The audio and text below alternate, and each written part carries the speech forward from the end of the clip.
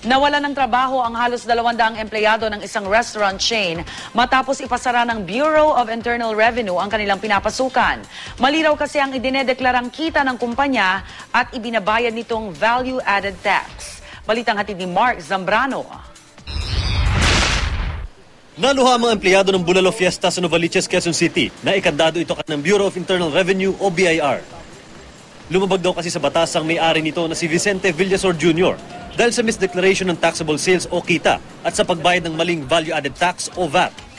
Sa records ng BIR, mahigit 38 million pesos na ang utang ng kumpanya simula noong 2011. Nagtaka rin ng BIR kung bakit mahigit 5,000 piso kada araw lang ang deklaradong benta ng bawat isa sa 3 branch nito at wala pang 2 milyong piso ang kinikita kada taon. Sa ating surveillance, nakita na malaki yung sales. So, sobra sa 30% ang hindi nila dineclare, no? So, in effect, hindi rin sila nagbayad ng tamang value-added tax. Maliit lang binayad nila, dapat babayaran nila malaki. So, ito yung nakikita natin sa surveillance, kaya nga humantong ito sa ganitong proseso na naipasara. Aminado naman ang may-ari ng restaurant sa kanyang naging kakulangan.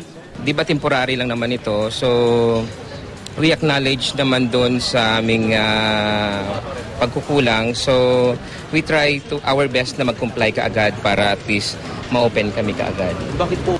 Pero dahil sa closure order, halos 200 empleyado nito ang mawawalan ng trabaho. Kapag kami po ay inyong ipinasara, paano na lamang po ang aming mga sanggol na anak na naggagatas? Ayon sa BIR, hindi lang malalaking kumpanya ang kanilang target, kundi ang mga professional tulad ng mga doktor, abogado at engineers. May mas matinding mga enforcement activities na gagawin ang mga opisina ng BIR para sa sektor ng mga professionals. Kasi sa totoo lang din, ito yung isang sektor na medyo mahina ang compliance as compared doon sa ibang mga industrial sectors, those engaged in manufacturing at trading. Hinihikayat naman ng BIR ang lahat na magbayad ng tamang buwis bago ang deadline sa April 15. Mark Zambrano, GMA News.